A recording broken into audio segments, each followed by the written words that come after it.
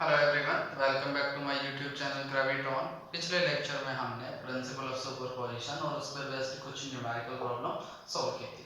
आज जो है हम फिर से प्रिंसिपल ऑफ सुपरपोजिशन पे बेस्ड कुछ दो तीन प्रॉब्लम्स और देखेंगे। फिर इसके बाद हम हमारे इस चैप्टर के अंदर नेक्स्ट टॉपिक पर मूव ऑन कर जाएंगे। तो आज की जो न्यूमेरिकल प्रॉब्लम्स है वो कुछ इस प्रकार हैं। इस प्रॉब्लम में वो ये कहता है कि देयर इज ए स्क्वायर, एक वर्ग है। तो जैसे ही मैंने वर्ग बोला, दिमाग में घंटी बजनी चाहिए। और वो घंटी क्या कहती है? क्या कहती है वो घंटी? वो घंटी ये कहती है कि वर्ग की चारों भुजाएं जो हैं वो कैसी होगी? बराबर होगी। और जो सबकी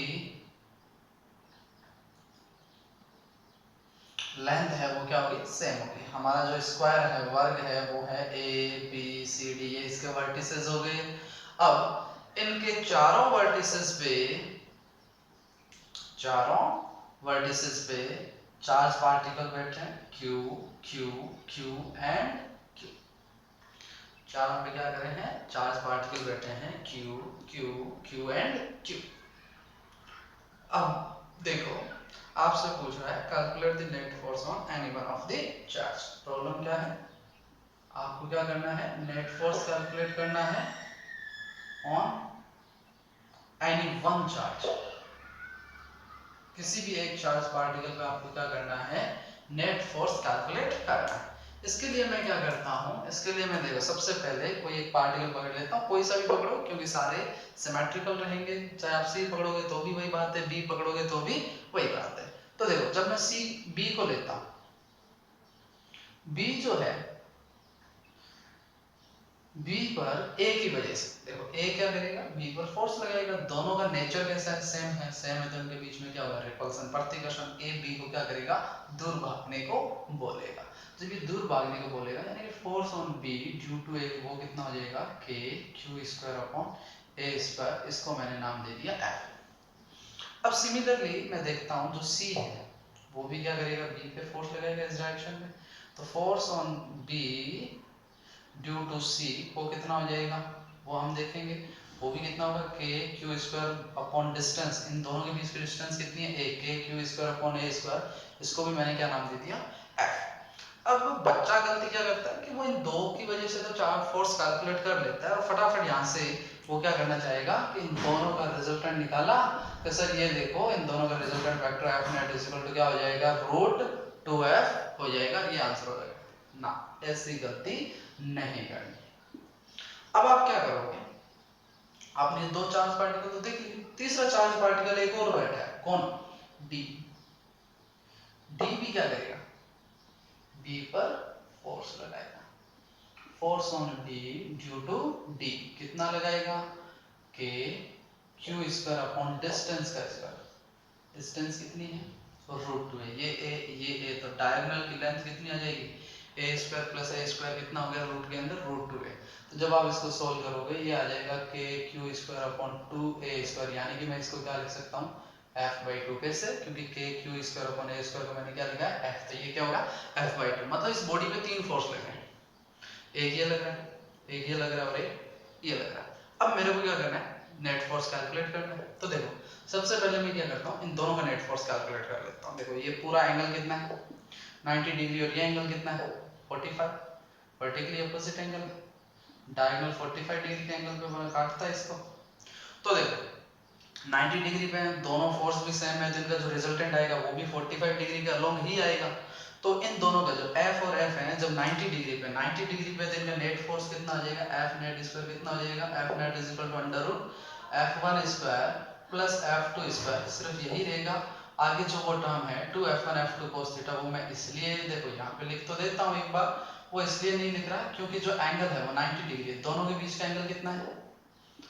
दोनों के बीच का एंगल कितना है? 90 डिग्री। और cos 90 की वैल्यू क्या होती है? 0 होती है। पूरी टर्म क्या हो जाएगी? 0। तो F नेट कितना आ गया? F1 square plus F2 square. F1 कितना है? F। F2 भी कितना है? F square plus F square कितना हो गया? 2F square. और जब ये अंडर रूट से बाहर आ जाएगा तो ये क्या हो जाएगा? Root 2 into F.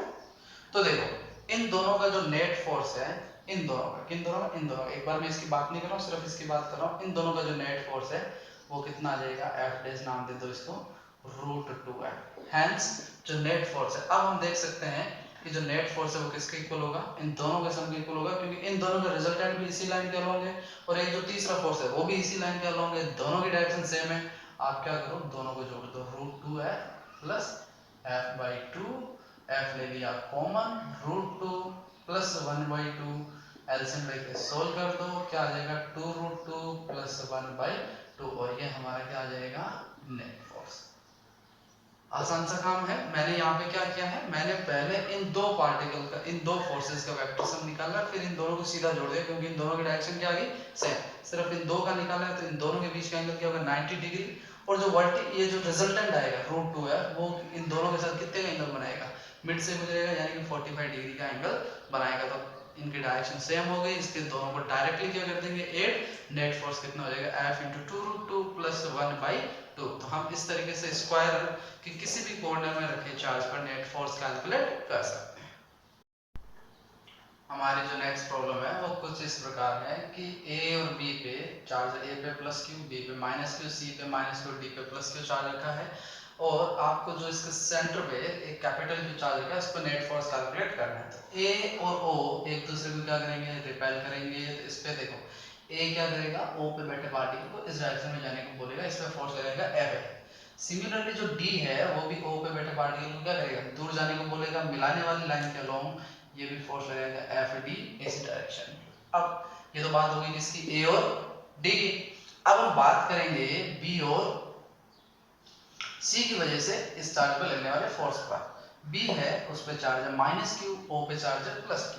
तो ये दोनों कैसे हो गए नेचर में अपोजिट। अपोजिट नेचर के होने की वजह से ये एक दूसरे को क्या करेंगे, अट्रैक्ट करेंगे। तो जो ये क्या करेगा, इसको अपनी ओर बुलाएगा, तो F B की direction, force due to B, उसकी डायरेक्शन क्या होगी B के अलोंग।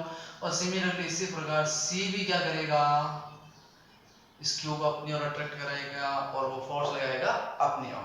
तो अब हम देखेंगे कि इस पर दो फोर्स लग रहे हैं इस डायरेक्शन में, FA FC, और दो फोर्स लग रहे हैं इस डायरेक्शन में FD और FE, किस पर, कैपिटल Q पर। और इसके बीच का जो ये जो एंगल है वो एंगल है 90 डिग्री। तो हमें नेट फोर्स कैलकुलेट करना है। तो देखो सबसे पहले देखो FA is equal to FB is equal to FC is equal to FD। ऐसा मैं इसलिए बोल रहा हूँ क्योंकि चारों का मैग्नीट्यूड सेम है और चारों की जो डिस्टेंस है वो सेम है। और ये है कितना K, इसका देखो एक चार्ज तो Q है, दूसरा चार्ज जो है स्मॉल q, अपॉन डिस्टेंस कितनी है, ये डिस्टेंस कितनी होगी, तो ये डिस्टेंस होगी A/√2। कहाँ से, वर्टिस से सेंटर तक की, किसी भी शीर्ष से के अंदर की दूरी कितनी होगी A/√2 का होल स्क्वायर। तो यहाँ से आप जब सोल्व करोगे आपके पास आ जाएगा 2 capital K small k capital Q small q into A²। इसको मैंने नाम दे दिया F, ये हमारा F। चारों फोर्स सेम, एफ ए भी किसके इक्वल है, एफ के इक्वल है, एफ डी भी एफ के इक्वल है, एफ बी भी एफ के इक्वल है। सारे फोर्सेस कितने हैं, सेम है, सारे फोर्सेस सेम हैं। तो हम देखेंगे जो हमारा Q है, इस Q पर इस डायरेक्शन में फोर्स कितना लग रहा है 2 है, इस डायरेक्शन में फोर्स कितना लग रहा है 2 है। नेट फोर्स निकालना है, आसानी से निकाला जा सकता है। इनके बीच का एंगल कितना है 90 डिग्री।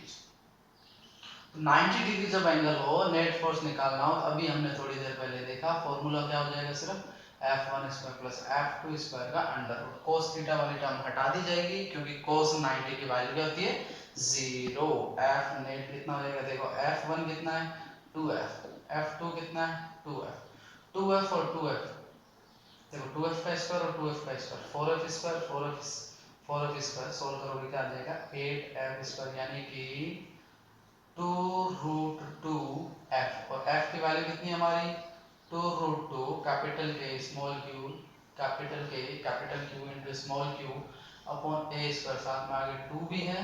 तो फाइनली आंसर क्या हो जाएगा 4√2 K capital Q small q upon A²। ये हमारा क्या आ जाएगा नेट फोर्स आ जाएगा। तो इस तरीके से हम सेंटर पर रखे पार्टिकल पर भी क्या कर सकते हैं, नेट फोर्स कैलकुलेट कर सकते हैं। तो ये भी प्रिंसिपल ऑफ सुपरपोजिशन पे बेस्ड एक टाइप की प्रॉब्लम हो गई। अब आगे बढ़ते हैं। आगे की जो प्रॉब्लम है वो भी इंटरेस्टिंग है, प्रिंसिपल ऑफ सुपरपोजिशन पे बेस्ड है। तो देखो हमारी जो नेक्स्ट प्रॉब्लम है वो इस प्रकार है कि दो चार्ज पार्टिकल है Q1 और Q2, इनको मिलाने वाली लाइन के लॉन्ग Q3 को कहाँ रखा जाए कि इस पर लगने वाला नेट फोर्स क्या हो, 0। तो देखो इस टाइप की प्रॉब्लम को किस प्रकार सॉल्व किया जाएगा उसके लिए देखते हैं। देखो सबसे पहले Q3 जो है वो किस में रहना चाहिए, इक्विलिब्रियम में। नेट फोर्स क्या होना चाहिए, 0 होना चाहिए। ये कब पॉसिबल है, देखो ये इन दोनों के बीच में, देखो Q1 क्या करेगा, Q3 पर किस डायरेक्शन में फोर्स लगाएगा, अगर सेम नेचर का है तो इस डायरेक्शन में लगेगा, F1 नाम दे दिया। Q2 और Q3 सेम नेचर के हों तो Q2 भी क्या करेगा, Q3 पर इस डायरेक्शन में फोर्स अप्लाई करेगा। तो इक्विलिब्रियम में है, इक्विलिब्रियम में मतलब नेट फोर्स 0, नेट फोर्स 0 कब हो सकता है कि दोनों फोर्स इक्विवेलेंट क्या हो, अपोजिट हो, यानी कि F1 इक्वल टू क्या हो, F2 हो। जब F1 इक्वल टू F2 है तो देखो F1 यानी कि Q1 की वजह से Q3 पे कितना फोर्स लगेगा, K Q1 Q3 upon distance का square x square is equal to K Q2 Q3 upon इन दोनों के बीच की डिस्टेंस कितनी हो जाएगी, ये r वो x, तो ये क्या हो जाएगी r माइनस x का होल स्क्वायर।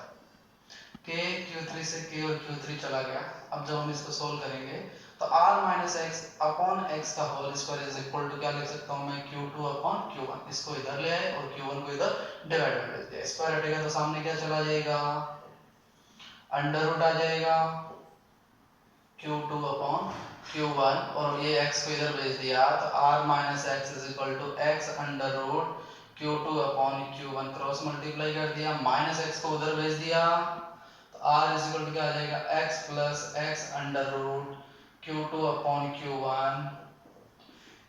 यहाँ से आप x को कॉमन लेते हैं तो अंदर क्या बचता है, 1 plus under root Q2 upon Q1, तो x इज इक्वल टू क्या आ जाएगा, r ये जो है वो r के डिवाइड में चला जाएगा क्योंकि x के मल्टीप्लाई में है, तो 1 plus under root Q2 upon Q1। तो ये क्या आ गई हमारी पोजीशन आ गई किसकी, तो उस तीसरे पार्टिकल की।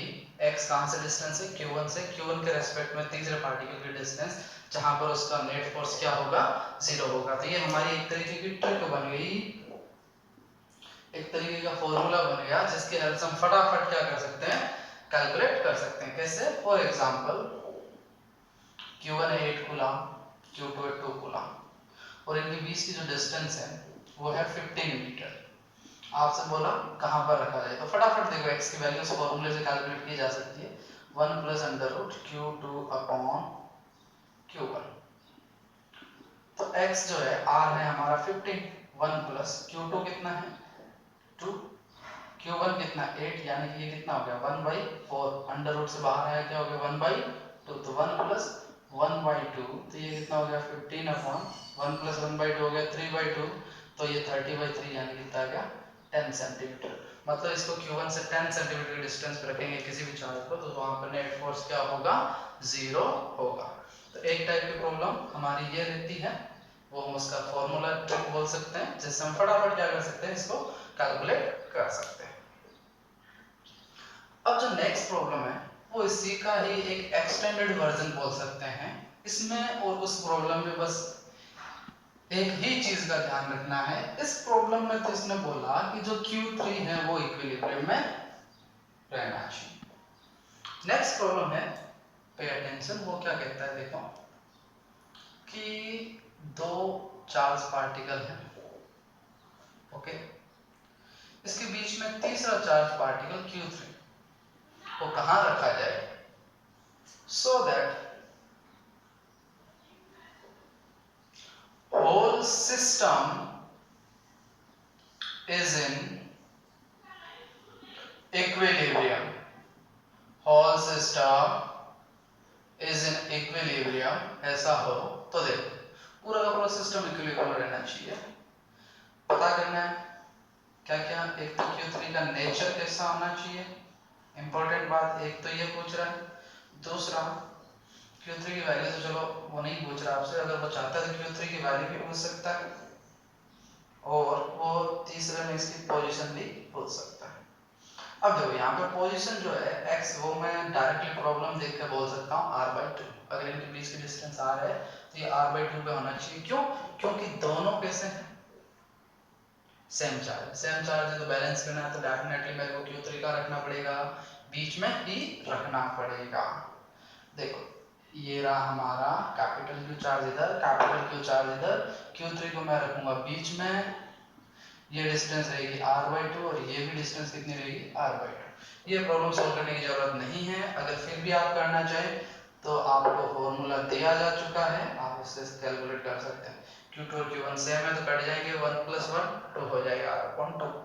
अब देखो एक प्रॉब्लम सॉल्व होगी, पोजीशन पता चल गई, दूसरा वैल्यू पता करना, तीसरा एक पहली बार नेचर पता करना फिर वैल्यू पता करना।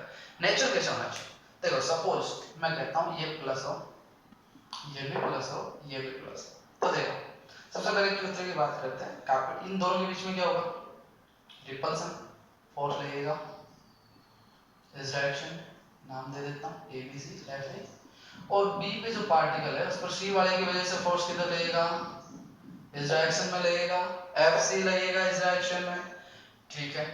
तो Q3 को बोल सकते हैं हम इक्विलिब्रियम में आएगा क्योंकि फोर्स अपोजिट आ रहे हैं, तो there are chances that it might be in equilibrium. Okay, अब बात करते हैं एक B जो है वो क्या करेगा, A को क्या करेगा, रिपेल करेगा, ठीक है।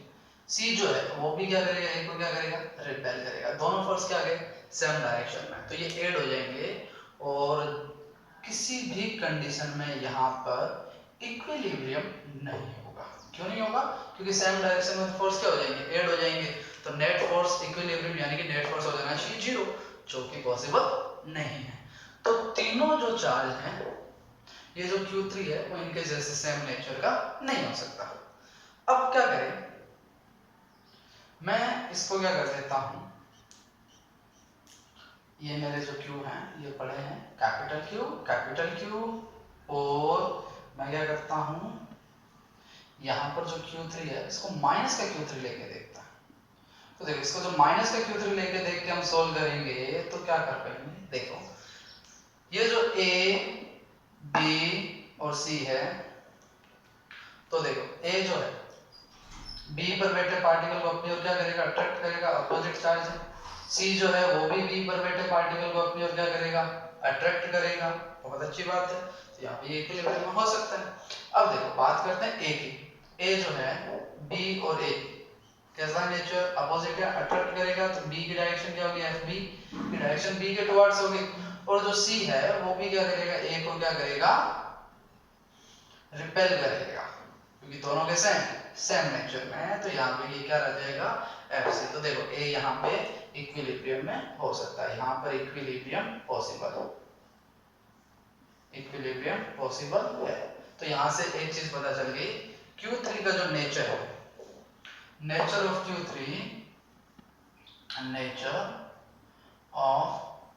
Q3 should be opposite of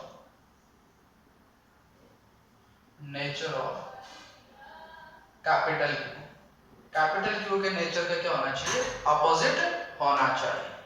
एक बात ये होगी। अब देखो दो चीजें सोल्व होगी। अब आपसे पूछ रहा है इस Q3 की वैल्यू क्या होनी चाहिए, जिसको हम कैलकुलेट करेंगे। देखते हैं Q3 की वैल्यू क्या होनी चाहिए।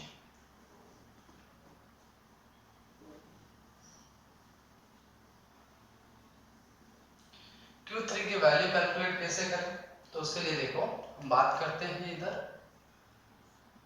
ये हमारा कैपिटल Q, ये भी हमारा कैपिटल Q, ये हमारा बीच में Q3, तो देखो डिस्टेंस कितनी है, r/2 माइनस का Q3, ये भी डिस्टेंस कितनी है, r/2। तो देखो ये A है, ये B है और ये C है, तो निकालना है तो आपको जो पूरा सिस्टम इक्विलिब्रियम में रहना चाहिए, तो so net force on A ये भी क्या होना चाहिए, 0 होना चाहिए। ये 0 कब होगा, तो देखो B क्या करेगा, A को अपनी ओर अट्रैक्ट करेगा, C क्या करेगा, A को रिपेल करेगा, तो नेट फोर्स 0 तभी पॉसिबल है जब FB इक्वल टू क्या हो, FC। नेट फोर्स 0 कब पॉसिबल है, जब ये दोनों फोर्स क्या हो, इक्वल एंड अपोजिट हो। तो A और B के बीच में लगने वाला फोर्स कितना होगा, KQ स्मॉल q3 अपॉन इनके बीच की डिस्टेंस के स्क्वायर, वो कितनी है, r/2 का होल स्क्वायर। और ये जो C की वजह से इसमें फोर्स कितना लग रहा है, K कैपिटल Q कैपिटल क्योंकि दोनों का चार्ज कितना क्यू क्यू और इनके बीच की डिस्टेंस कितनी है पूरी r/2 और r/2 कितनी होगी r तो r²। k कैपिटल क्यू से k कैपिटल क्यू गया q3 अपॉन r/2 का होल स्क्वायर कितना हो गया r²/4 4 को कहां भेज दिया ऊपर q अपॉन r² से r² गया तो यहां से आप देख सकते हैं 4q3 क्या आ गया q तो q3 क्या होना चाहिए q/4 होना चाहिए। अब मैं इसको प्लस का नहीं लिख सकता, मेरे को साथ में इसका नेचर ही लिखना होगा, तो इसका जो करेक्ट आंसर है वो क्या होगा माइनस का q/4। जैसा हम पीछे देख चुके हैं तो इसका जो नेचर होना चाहिए वो कैसा होना चाहिए ऑपोजिट होना चाहिए। q3 कैसे नेचर का होना चाहिए ऑपोजिट, तो माइनस रख के सोल्व करोगे तो ये क्या आ जाएगा माइनस का q/4 आ जाएगा। तो पूरे सिस्टम को इक्विलिब्रियम में रखना है तो इस तरीके से सोल्व होगा। सिर्फ इस चार्ज पार्टिकल को इक्विलिब्रियम में रखना है तो इससे पहले वाले प्रॉब्लम की तरह सोल्व होगा। Thank you very much. Please don't forget to like, share and subscribe.